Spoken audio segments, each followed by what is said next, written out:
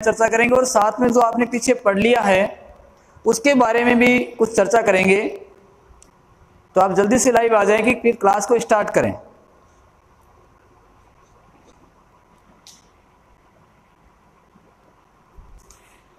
चलिए, आज का जो टॉपिक रहेगा वह है बहुपद का।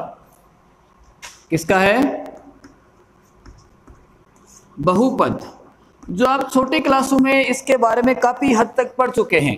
अपने छठी क्लास से प्रारंभ हो जाता है गुणनखंड का, बहुपद का, कि बहुपद क्या होते हैं, किस प्रकार से इसको सरल किया जाता है, इसकी विधियां कौन कौन सी हैं सरल करने की।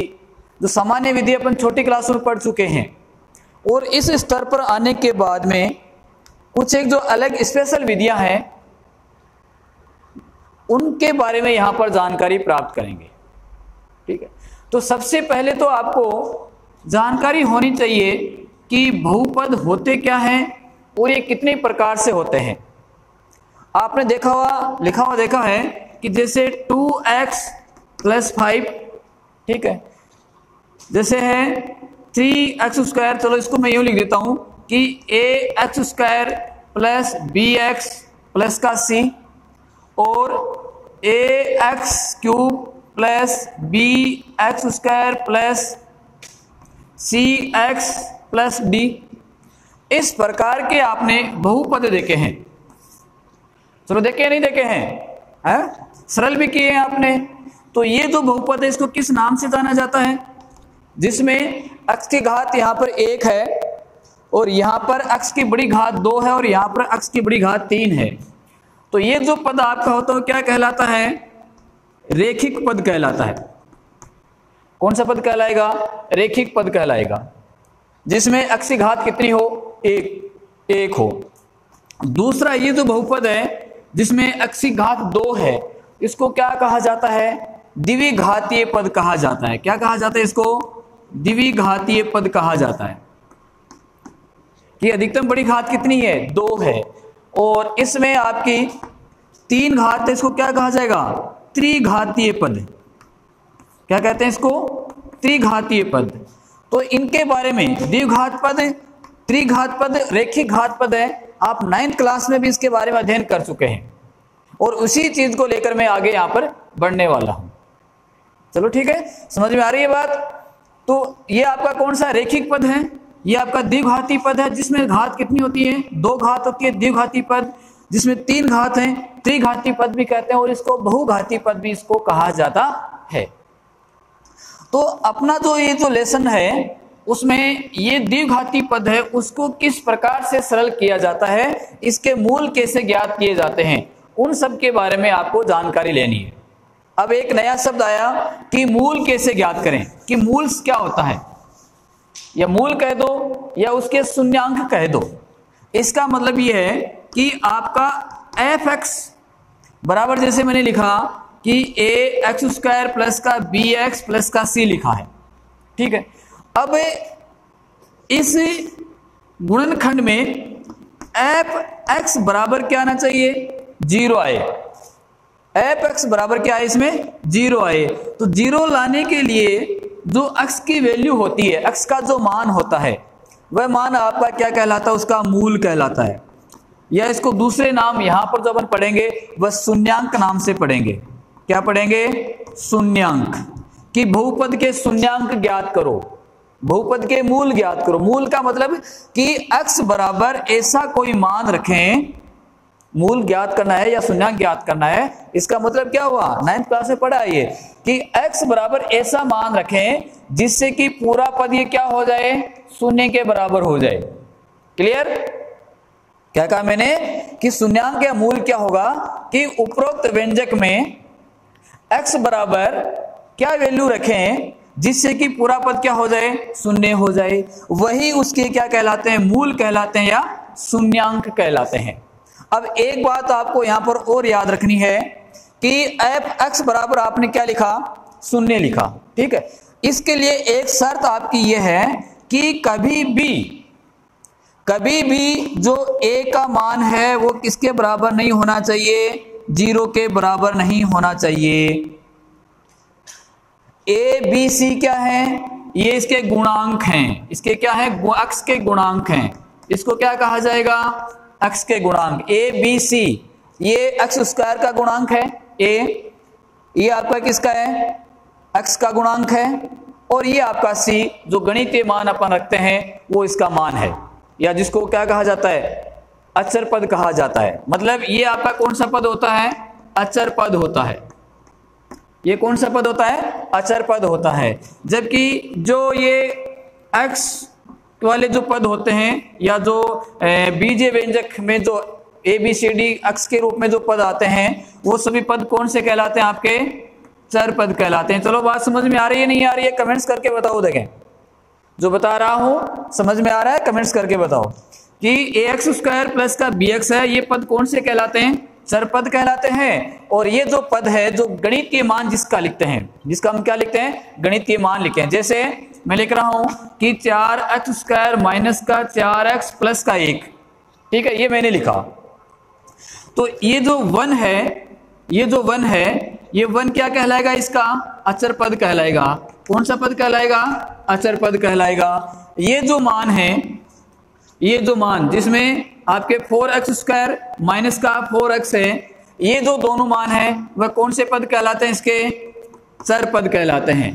ठीक है, तो एक बीजीय व्यंजक में दो पद आपके मुख्यतः आएंगे, एक अचर पद का आएगा और दूसरा किसका आएगा, चर पद का आएगा। ठीक है,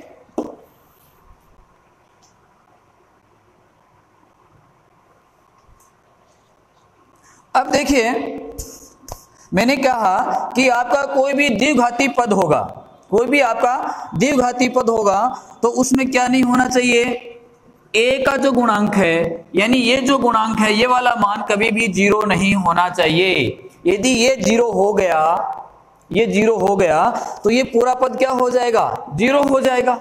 तो फिर वो द्विघाती पद ही नहीं रहेगा, फिर वो द्विघाती पद ही नहीं रहेगा। तो कभी भी आपका क्या नहीं होना चाहिए, x बराबर 0 नहीं होना चाहिए। तो शून्यांक और मूल क्या आते हैं, समझ में आ गई बात, कि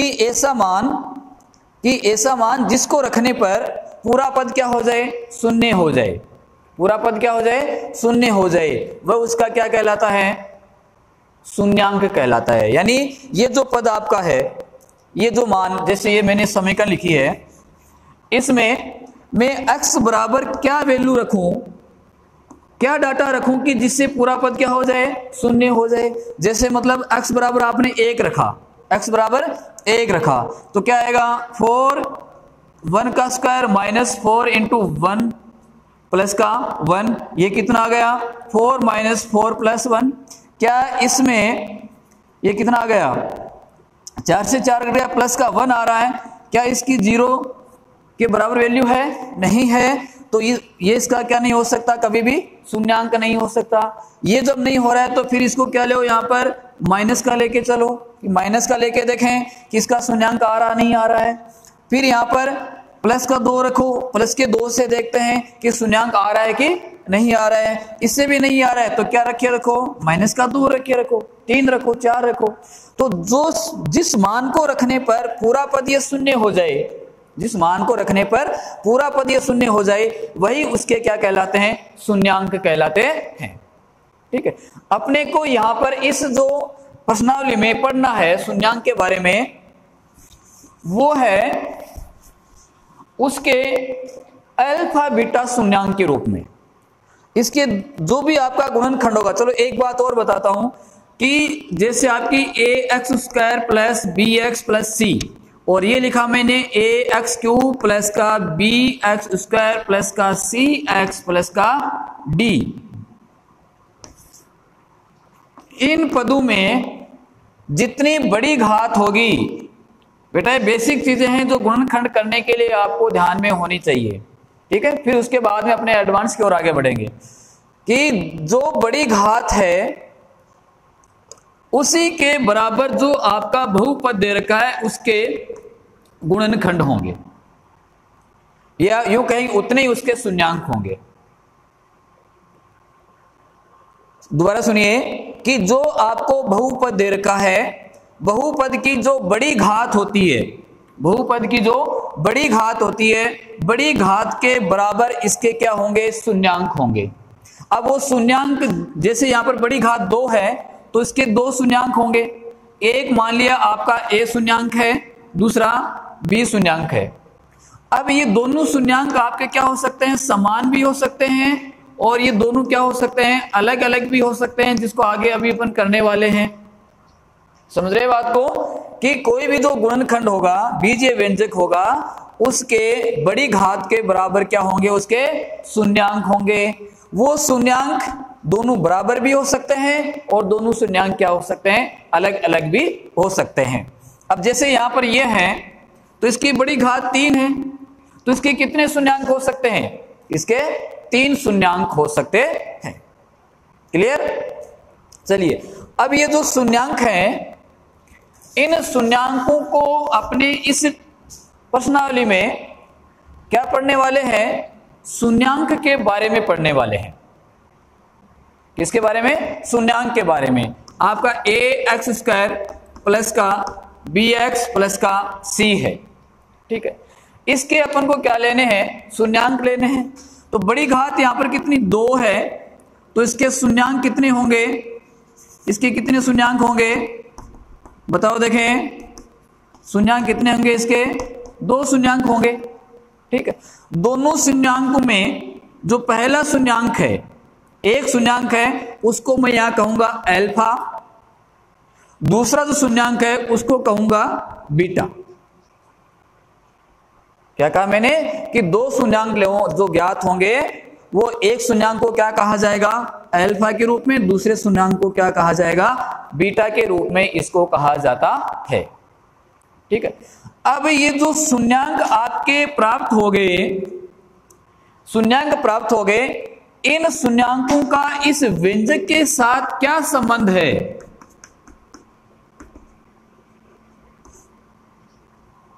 आपने शून्यांक ज्ञात कर लिए, ठीक है। अब जो शून्यांक ज्ञात किए हैं, इन शून्यांकों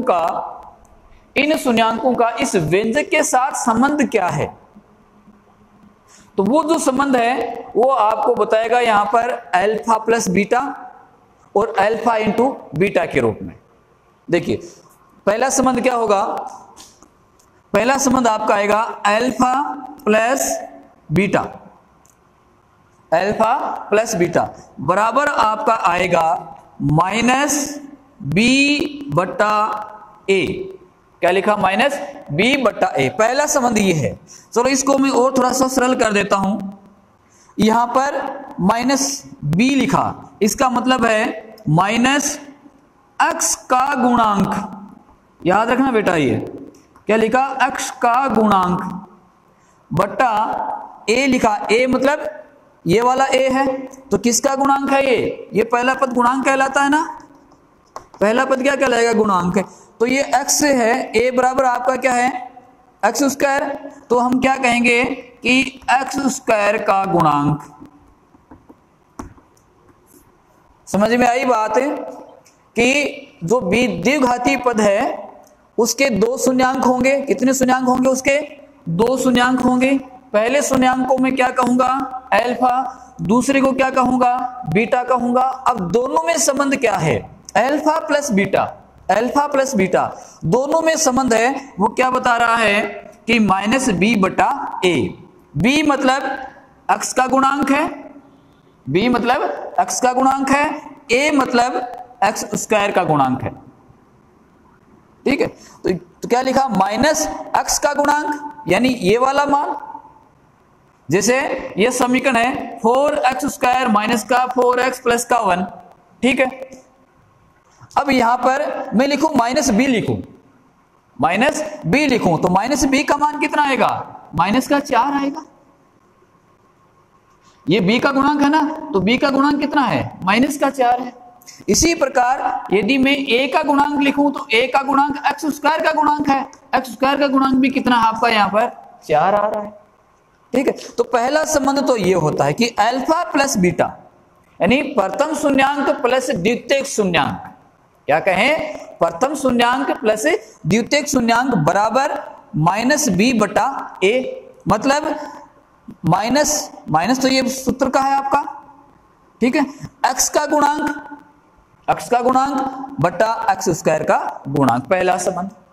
दूसरा संबंध alpha into beta, alpha into beta, alpha तो शून्यांक है, इन दोनों का गुणा, एक बार शून्यांकों का जोड़ है और एक बार शून्यांकों क्या है, गुणा है, तो वो आपका होता है सी बटा ए। क्या होता है, सी बटा ए, मतलब सी आपका क्या है, अचर पद है, तो क्या लिख दें इसको, अचर पद, अचर पद बटा ए क्या है, एक्स स्क्वायर का गुणांक, ए क्या है, एक्स स्क्वायर का गुणांक। ठीक है, तो ये दोनों संबंध हैं, आप नोट कर लो, इनको उतार लो, ये अपन को काम में आने वाले हैं। ठीक है, चलो नोट करो इन दोनों चीजों को।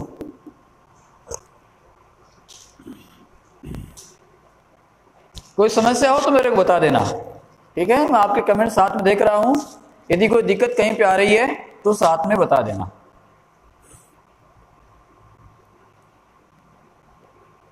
चलो नोट कर दिया।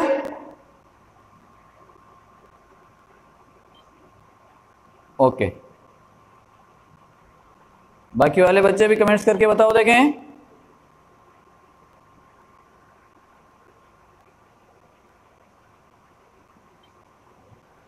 चलो ठीक है, अब एक बात और बताता हूं। ठीक है, फिर अपनी जो प्रश्नावली उसके प्रश्नों को सरल करते हैं, इसको क्लियर कर देता हूं। चलो यहीं पर बता दूं कि आपको शून्यांक ज्ञात हैं। अगली चीज, आपको शून्यांक ज्ञात हैं, शून्यांक से आपसे पूछेगा कि इसका बहुपद बनाइए। सुना ध्यान से, कि आपको शून्यांक दे दिए कि अल्फा प्लस बीटा का मान इतना है और अल्फा इंटू बीटा का मान इतना है। अब इसके आपको इसका बीजीय व्यंजक ज्ञात करना है, तो उस समय आपको ये जो सूत्र हैं ये याद रखना, के कोष्टक x square minus alpha plus beta. देखो शून्यांक लिख रहा हूं मैं, शून्यांक को मैंने क्या नाम दिया, अल्फा बीटा नाम दिया, तो क्या लिखा, के कोष्टक x square minus alpha plus beta into x plus alpha into beta. ये याद रखना। इसके द्वारा अपन क्या करेंगे कि आपको शून्यांकों का योग दे दिया, शून्यांकों का गुणा दे दिया, उससे उसका क्या ज्ञात करेंगे, व्यंजक ज्ञात करेंगे। क्या ज्ञात करेंगे, उसका व्यंजक ज्ञात करेंगे। ठीक है, चलो ये तो हो गई साधारण सी बात। अब अपने जो प्रश्नावली है उसके प्रश्नों को सरल करते हैं। चलो ये चीज हम उसको यहां लिख देता हूं साइड में, है ना, ये जो मैंने लिखा है इधर, इसको इधर साइड में लिख देता हूं, जिससे कि प्रश्न को सरल करने में आपको आसानी रहे।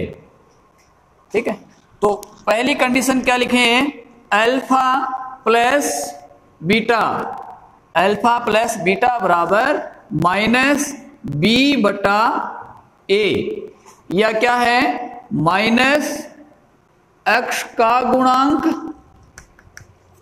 अपॉन एक्स स्क्वायर का गुणांक, पहली चीज। दूसरी चीज क्या बताई, अल्फा इंटू बीटा बराबर क्या लिखें, सी बटा ए, मतलब कि अचर पद बटा एक्स स्क्वायर का गुणांक, एक्स स्क्वायर का गुणांक। ये चीज आपको यहां पर नोट रखनी है। अब चलिए पहला प्रश्न आपका देखो 3.1 का प्रश्नमाला आपकी 3.1 है, उसका पहला प्रश्न कह रहा है कि निम्नलिखित द्विघात बहुपदों के शून्यांक ज्ञात कीजिए, शून्यांकों तथा गुणांकों के बीच, शून्यांकों तथा गुणांकों के बीच संबंधता को जांचिए। ये आपको दो प्रश्न इसमें साथ में पूछ लिए। पहले आपको बहुपद दे दिया, बहुपद से क्या ज्ञात करवा लिया, उसके शून्यांक ज्ञात करवा लिए। अब शून्यांक जो ज्ञात हो गए उनके गुणांकों के साथ ये जो संबंध है, ये संबंध क्या है, उसकी आपको क्या करनी है, जांच करनी है। चलो पहला ही प्रश्न मैं लिख रहा हूं, वो आपका है 4x² प्लस का 8x क्या है 4x स्क्वायर प्लस का 8x है, इसको आपको सरल करना है। ठीक है, तो देखिए सरल जब करेंगे तो इसको गुणनखंड विधि से सरल करेंगे। यहां पर किस विधि से करेंगे? गुणनखंड विधि से सरल करेंगे। तो गुणनखंड विधि से सरल करने के लिए आपको इसके गुणनखंड आने चाहिए। अब देखो इसमें आपका a का गुणांक दे रखा है, b का दे रखा है, c का नहीं दे रखा है, मतलब c का मान क्या है? यहां पर 0 दे रखा है। c का गुणांक क्या है? 0 दे रखा है। तो यहां पर a और b के गुणांक से इसको सरल करेंगे। तो देखिए दोनों पदों में एक चीज आपको क्या आ रही है? कॉमन आ रही है। दोनों में एक चीज कॉमन आ रही है। क्या आ रही है? इसको कैसे सरल करेंगे कि 4x, दोनों पदों में क्या कॉमन आ गया? 4x कॉमन आ गया। यहां पर क्या बच गया? x प्लस का 2 बच गया।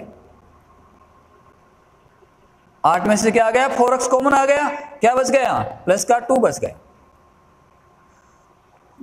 तो अब यहां पर आपका एक तो 4x गुणनखंड हो गया और एक क्या हो गया? x प्लस 4 का हो गया। अब आपको जो व्यंजक क्या कहता है कि f(x) बराबर क्या आना चाहिए? 0 आना चाहिए। f(x) बराबर क्या आना चाहिए? 0 आना चाहिए। इसका मतलब यह है कि ये जो गुणनखंड बने हैं उनका मान किसके बराबर ले लें? 0 के बराबर ले लें। तो क्या कहेंगे?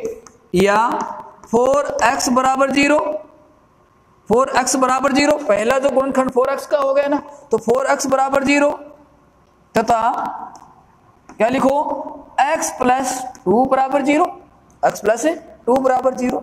इसमें यदि आप x बराबर लेना चाहोगे, x बराबर लेना चाहोगे तो कितना आ जाएगा? 0/4। और इसमें क्या आ जाएगा?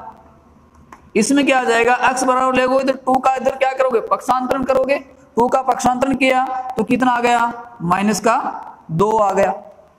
ठीक है, अब इसका हल कितना आ गया? 0 आ गया। और इसका हल कितना आ गया? -2 आ गया। तो इसके आपके दो शून्यांक क्या हो गए? 0 और -2 हो गए। 0 और -2 इस बहुपद के दो क्या हो गए? शून्यांक हो गए। समझ में आया कैसे ज्ञात किया? गुणनखंड कर दिया। गुणनखंड से आपको f(x) बराबर क्या चाहिए? 0 चाहिए। तो f(x) बराबर 0, पहला गुणनखंड बराबर 0, यानी इसके गुणनखंड क्या होने चाहिए? 0 के बराबर होने चाहिए। ठीक है, तो f(x) बराबर 0 या x प्लस 2 बराबर 0, x बराबर -2 आ गया, x बराबर कितना आ गया? 0 आ गया। तो इसमें पहला मैंने गुणनखंड कहा था, वो जो उसका शून्यांक कहा था उसको क्या कहते हैं? अल्फा। और दूसरा जो शून्यांक है उसको क्या कहा जाता है? बीटा। तो इसके दो शून्यांक क्या आ गए? अल्फा का मान 0 आ गया, बीटा का मान -2 आ गया। ये तो इसके शून्यांक ज्ञात हो गए। अब क्या ज्ञात करना? इसकी जांच करनी है। क्या करनी है? जांच करनी है। किसके बीच की जांच करनी है? शून्यांकों और इसके गुणांकों के बीच की जांच करनी है। तो जब ये जांच हम करेंगे तो पहले आपको इसमें a b c का जो मान है वो आपको लिख लेना है। जांच किसकी करनी है आपको? कि 4x कोष्टक 4x प्लस का 8x। क्लियर? अब देखो इसमें आपका a बराबर क्या है? 4x स्क्वायर बेटा। आपका a बराबर कितना है? 4 है। b बराबर कितना है? b बराबर b का गुणांक आएगा कितना है? 8 है। c बराबर कितना है आपका? 0 है। c का अचर पद का नहीं है ना इसमें, तो c का मतलब क्या हो गया? 0 हो गया। ठीक है, अब इसमें जांच में पहले क्या करेंगे? शून्यांकों का योग ले लें। यानी दो प्रकार से करेंगे ना, एक तो शून्यांकों का योग करेंगे और एक शून्यांकों का गुणा करेंगे। ठीक है, तो यहां पर पहला जांच में देखो, पहला पद किसके रूप में ले रखे हैं? शून्यांकों का योग। क्या करें? शून्यांकों का योग। शून्यांकों का योग। तो शून्यांकों का योग बराबर क्या होता है? याद हो गया? बताओ देखें। शून्यांकों का योग ये आ गया ना, क्या लिखें? -b/a लिखें। शून्यांकों का योग यह मतलब अल्फा प्लस क्या है? बीटा है। शून्यांकों का योग मतलब अल्फा प्लस बीटा। तो अल्फा का मान देखो कितना ज्ञात किया आपने? 0 प्लस बीटा का मान कितना है? -2 बराबर क्या लिखें? -b। b का मान कितना है? 8 है। b का मान कितना है? 8 है। तो ये कितना आ गया 8 बटा ए का मान कितना है 4 है, ये 4, इसको इधर जोड़ा तो कितना आ गया -2 और इसको सरल किया -8 बटा 4 है तो कितना आ गया -2। तो यहां पर क्या आ रहा है आपका, क्या आ रहा है देखो, लेफ्ट हैंड साइड और राइट हैंड साइड दोनों क्या आ रही है, बराबर आ रही है। यही चीज आपको यहां पर जांच करनी थी कि अल्फा प्लस बीटा बराबर किसके है -b बटा a के, यानी उसके शून्यांक है उसके मान के बराबर है कि नहीं है। ये तो पहली जांच हो गई। दूसरी जांच किसकी करवा रहा है आपको, शून्यांकों का गुणा। दूसरा क्या लिखोगे, शून्यांकों का गुणा बराबर क्या होता है, शून्यांकों का गुणा c बटा a, क्या होगा c बटा a, ये क्या आएगा अल्फा इंटू बीटा। अब देखो अल्फा का मान कितना है 0, बीटा का मान कितना है -2, बराबर कितना आ गया, c का मान कितना है 0 है, 0 बटा a का मान कितना है 4, तो 0 किसी संख्या से गुणा करो क्या आएगा 0 आएगा, तो 0 बराबर 0 में 4 का भाग दिया, ये भी क्या आ गया 0 आ गया। तो LHS RHS इसमें भी दोनों तरफ क्या आ रही है आपकी बराबर आ रही है। तो ये क्या कर रहा है आपको कि जो 4x² प्लस 8x है उसके बीच की शून्यांकों का योग और उसके गुणाओं की जांच को स्पष्ट करता है, उसके जो संबंध हैं उनकी सत्यता को ये बताता है। तो यहां पर नीचे लिख देना, क्या लिखोगे यहां पर, प्रश्न को जब सरल करोगे नीचे क्या लिखोगे कि 4x² प्लस 8x के शून्यांकों व गुणांकों के मध्य का संबंध सत्य है। क्या लिखोगे यहां पर कि 4x² प्लस 8x के शून्यांकों व गुणांकों के मध्य संबंध क्या सत्य आ रहा है ना, सत्य है, मतलब LHS बराबर RHS आपको लेनी है। चलो इस प्रश्न को नोट करो, उतारो और बताओ कमेंट्स करके कि समझ में आया कि नहीं आया। चलो फिर आगे वाला करवाता हूं।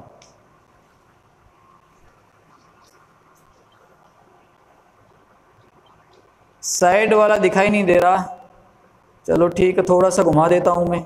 चलो ये लो, अब दिख रहा है, okay okay okay Raveena yes understand sir, चलो ठीक है। महिपाल ओके, चलिए आगे दूसरा क्वेश्चन, यानी बड़ी इजी वे में आपको इसको याद रखना है, बड़ा कोई अफलातून नहीं करना है, यहां पर जल्दबाजी नहीं करनी है। चलिए अगला क्वेश्चन आपका है कि 4x² माइनस का 4x प्लस का 1, ये आपका दे रखा है, ठीक है। इसमें भी वही आपको ज्ञात करना है, ठीक है। तो क्या करें, सबसे पहले किसके बराबर आपका fx बराबर लिखो इसको। देखो स्टेप कैसे है, सबसे पहले क्या लिखना है इसको fx बराबर क्या है 4x² माइनस का 4x प्लस का 1। अब देखो यहां पर a का पद भी है, b का पद भी है, c का पद भी है, तीनों पद हैं। तो तीनों पद होने पर इसको अपन किस विधि से इसके गुणनखंड करने हैं, इसके शून्यांक ज्ञात करने हैं या इसके मूल ज्ञात करने हैं, तो इसको आपको क्या करना पड़ेगा, सरल करना पड़ेगा। तो द्विघाती पद को कैसे सरल करते हैं, जो सबसे सिंपल साधारण जो तरीका है वो तरीका क्या है कि उसके गुणनखंड से इसको सरल करते हैं, गुणनखंड विधि से सरल करते हैं, टुकड़े करके सरल करते हैं। तो टुकड़े यहां पर करना मैं आपको बता देता हूं कि किस प्रकार से इसको सरल करें। तीनों पद दे रखे हैं तो किस प्रकार से इसको सरल करें।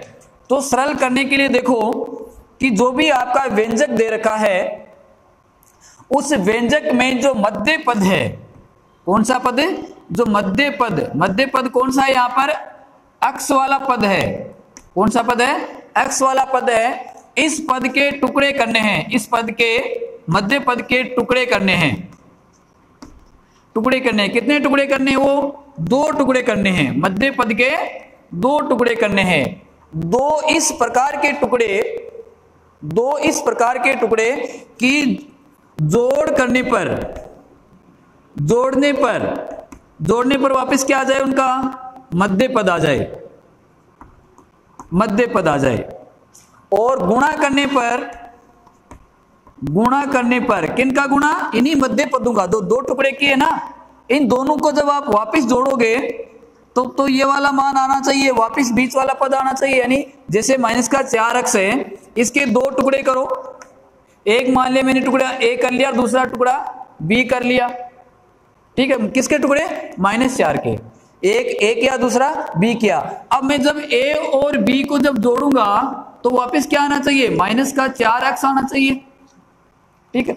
और गुणा करने पर बाह्य पदों के गुणनफल मान के बराबर आना चाहिए। गुणा करने पर क्या आना चाहिए, क्या आना चाहिए, बाह्य पद के गुणनफल मान के बराबर इसका मान वापस आना चाहिए।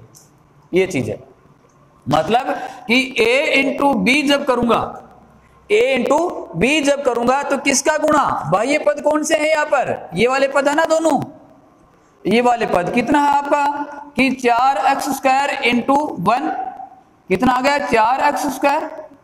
तो ए बी को गुणा करने पर, इसके शून्यांक को गुणा करने पर वापस ये वाला पद आना चाहिए। ये चीज आपको याद रखनी है। गुणनखंड तो हम अपने दिमाग से फिर आगे से आगे करते जाएंगे। जब 1% 2% सरल करोगे तो अपने आप दिमाग में वो सेट हो जाएगा कि किस प्रकार से इसके गुणनखंड करने हैं। अब जो टुकड़े करने हैं वो टुकड़े इस संख्या से बड़े भी हो सकते हैं, इस छोटे संख्या से छोटे भी हो सकते हैं। कई बार अपने समस्या आ जाती है कि -4 है तो -4 के क्या टुकड़े करूं कि जोड़ करने पर 12 आ जाए, गुणा नहीं, जोड़ करने पर तो माइनस का 1 बचे और गुणा करने पर 12 आ जाए, तो क्या टुकड़े करूं। ये समस्या आ जाती है ना कई बार। तो इससे घबराना नहीं है, आराम से आगे जब बढ़ते जाएंगे तो ये चीज अपने आप नॉलेज में आती जाएगी कि किस प्रकार से इसके गुणनखंड करने हैं, ठीक है। बड़े आसान और इजी वे के साथ मैं आपको बताने वाला हूं। चलिए यहां पर इसको मैं सरल करता हूं। तो ये आपका 4x², अब किसके टुकड़े करने हैं मेरे को, -4 के टुकड़े करने हैं, -4x के टुकड़े करने कि जोड़ू तो क्या आ जाए, माइनस का 4x ही आ जाए, और गुणा करूं तो क्या आ जाए, देखो 4x² इंटू 1 बराबर कितना आ जाए, 4x² आ जाए। तो इसके मैं दो टुकड़े क्या कर लेता हूं, माइनस का 2x और माइनस का 2x। 4x के दो टुकड़े कर दिए मैंने, कौन कौन से, माइनस का 2x और माइनस का 2x। अब दोनों को जोड़ो, देखो माइनस का 2x और माइनस का 2x कितना हो गया, माइनस का 4x हो गया ना। मेरे को क्या चाहिए जोड़ में, माइनस का 4x ही चाहिए। गुणा करूं, गुणा कर दो कि माइनस का 2x इंटू माइनस का 2x, तो कितना हो गया, माइनस माइनस मल्टीप्लाई होगा तो क्या हो जाएगा, प्लस होगा, प्लस 4x²। क्या आ जाएगा, प्लस का 4x²। आपको क्या चाहिए था, 4x का ही चाहिए था मान। चलो अब इसकी जगह क्या लिख देंगे, माइनस का क्या लिखूं यहां पर, चलो दो टुकड़े क्या कर दिए मैंने, माइनस का 2x माइनस का 2x, ठीक है, प्लस का कितना है 1 है, ठीक है। ये सरल हो गया, टुकड़े हो गए। अब इसको सरल कर दो आगे, देखो ये पद बन गया और ये पद बन गया। इसमें क्या कॉमन आ रहा है आपका, जो कॉमन आता है उसको बाहर ले लो, कितना आएगा 2x कॉमन आ गया।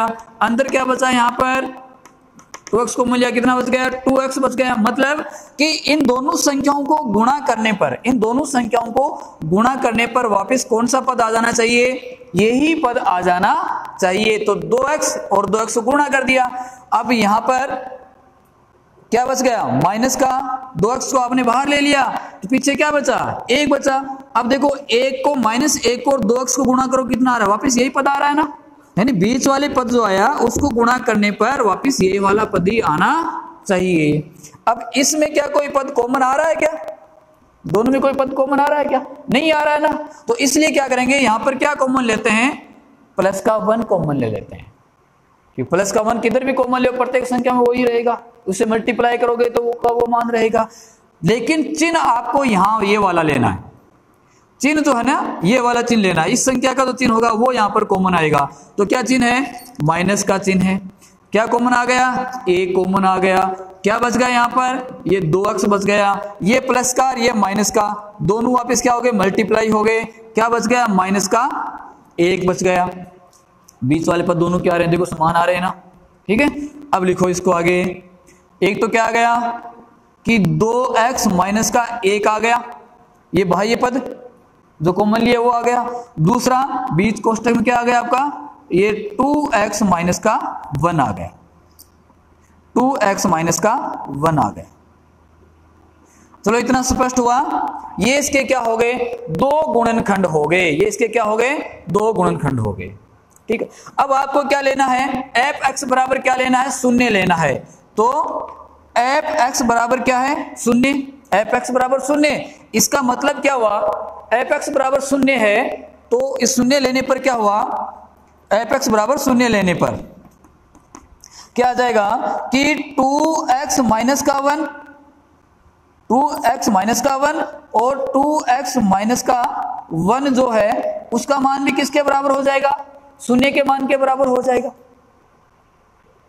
होगा नहीं होगा, एफ एक्स का मान आपने क्या लिया, शून्य लिया, तो शून्य लेने पर ये क्या हो गया, 2x माइनस का 1, 2x माइनस का 1 बराबर क्या आ गया, शून्य आ गया। अब मतलब या क्या कहें कि 2x माइनस का 1 बराबर भी 0, इसके बराबर ही, दोनों के बराबर 0, तो इसके बराबर भी 0 होना चाहिए, या 2x माइनस 1 बराबर 0, दोनों में 0 0 आना चाहिए। अब इसमें लेंगे, इसको सरल करेंगे तो या क्या कहें, 2x बराबर a का पक्षांतर कर दो 1, और x बराबर कितना आ गया 1/2, इसमें x का मान क्या आ गया 1/2 आ गया। इसी प्रकार इसमें भी आपका क्या आ गया कि 2x बराबर 1 और x बराबर क्या आ गया 1/2। तो पहला मान ये किसका आ गया, अल्फा का, और दूसरा मान किसका आ गया, ये बीटा का। मैंने कहा था ना कि दोनों मान बराबर भी आ सकते हैं, दोनों मान अलग भी आ सकते हैं। तो यहां पर देखो दोनों मान क्या आ रहे हैं, शून्यांकों के समान आ रहे हैं, बराबर आ रहे हैं। तो ये इसके दो शून्यांक हो गए।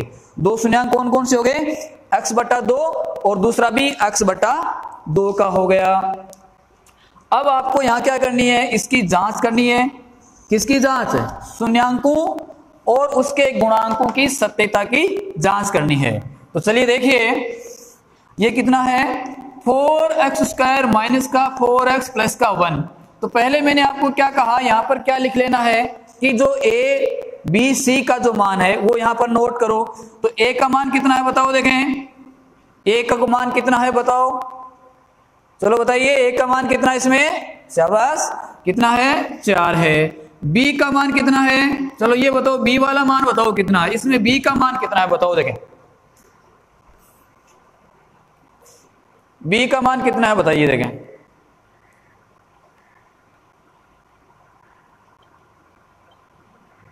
बिल्कुल सही है, हाँ शारदा सही है, चेतन सही है, बिल्कुल सही है, अरमान सही है, चलो ठीक है शाबाश। तो b का मान कितना आ गया, -4 आ गया। c का मान कितना आ गया, 1 आ गया। ठीक है, तो अब आपको क्या लेनी है, इसकी जांच करनी है। तो पहले क्या करेंगे, इसका शून्यांकों का योग करेंगे। ये शून्यांक तो पता लग गया ना कि पहला शून्यांक क्या है, दूसरा शून्यांक क्या है। अब क्या कर रहे हैं कि शून्यांकों की जांच में आपको क्या करना है, शून्यांकों का योग क्या है, पहला है शून्यांकों का योग। तो योग में अभी मैंने क्या बताया था कि -b/a, ये आपका अल्फा प्लस बीटा बता रहा है। ठीक है, अब चलो लिखो इसमें मान, अल्फा का मान कितना है 1/2, तो क्या लिखूं 1/2 प्लस बीटा का मान भी कितना है 1/2 इक्वल टू बी का मान -4 है, तो माइनस का माइनस कोष्टक -4/a का मान कितना है 4 है। इसको सरल करो, सरल किया कितना आ गया 2, 1 + 1, ये 4/4, तो 2/2 और ये कितना 4/4, कितना आ गया आपका 1 = 1। तो क्या आ रही है, LHS और RHS बराबर आ रही है ना, अरे नहीं आ रही है, बराबर आ गई। पहली जांच हो गई। दूसरी जांच क्या कह रहा है, शून्यांकों का गुणा, मतलब अल्फा इंटू बीटा बराबर क्या लेना, अल्फा इंटू बीटा बराबर क्या है c/a है। ठीक है, तो चलो देखो अल्फा का मान कितना है, अल्फा का मान 1/2 है, इंटू बीटा का मान भी कितना है 1/2 है, बराबर कितना सी का मान कितना 1/a का मान कितना है 4 है, तो कितना आ गया 1/4 बराबर 1/4। तो LHS बराबर क्या आ रही है आपकी RHS का मान आ रही है। तो इसका मतलब ये चीज आपको क्या बता रही है, नीचे लिख देना कि अतः है, क्या लिखोगे नीचे, अतः है 4x² माइनस का 4x प्लस का 1, यानी 4x² माइनस का 4x प्लस का 1 के शून्यांकों व गुणांकों के बीच का संबंध क्या है, सत्य है। ये चीज आप यहां नोट कर देना, लिख देना, और यही आपके क्या हो गए, आंसर हो गए दोनों। अब चलो बताओ समझ में आया नहीं आया, जल्दी बताओ देखें।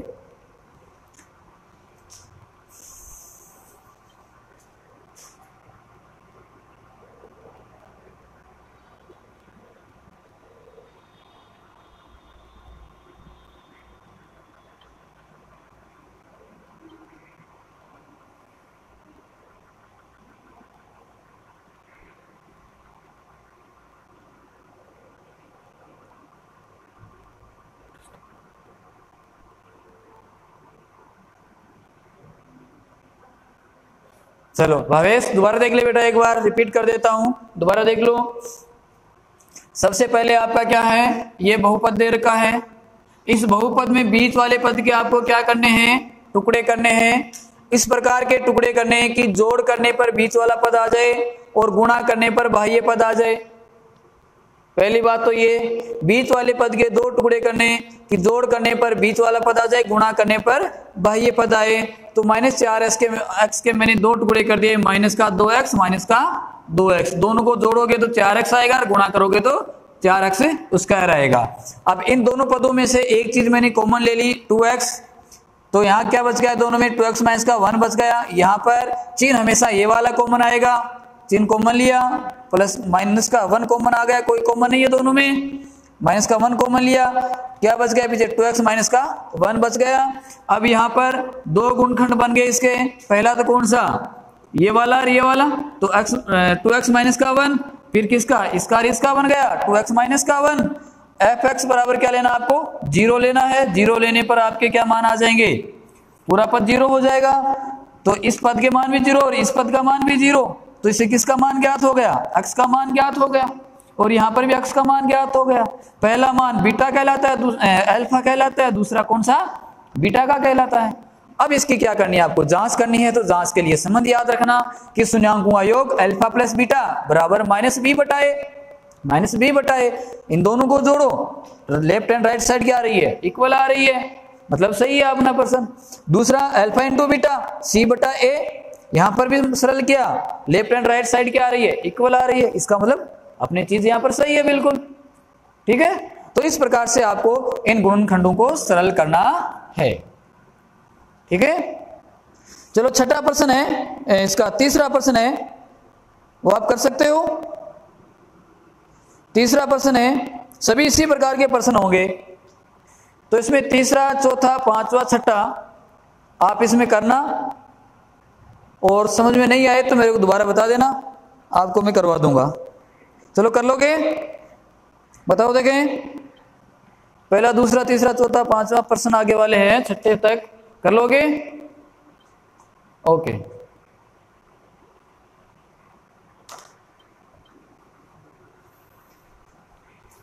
चलो ठीक है, तो ये अपनी थी आज की क्लास। एक बार कमेंट्स करके जरूर बताना कि आज की जो क्लास है आपको कैसी लगी। सभी को धन्यवाद क्लास में बने रहने के लिए। अगली जो नेक्स्ट क्लास अपनी होगी वो साइंस की होगी, वो टाइम आपको ऐप में दे रखा है।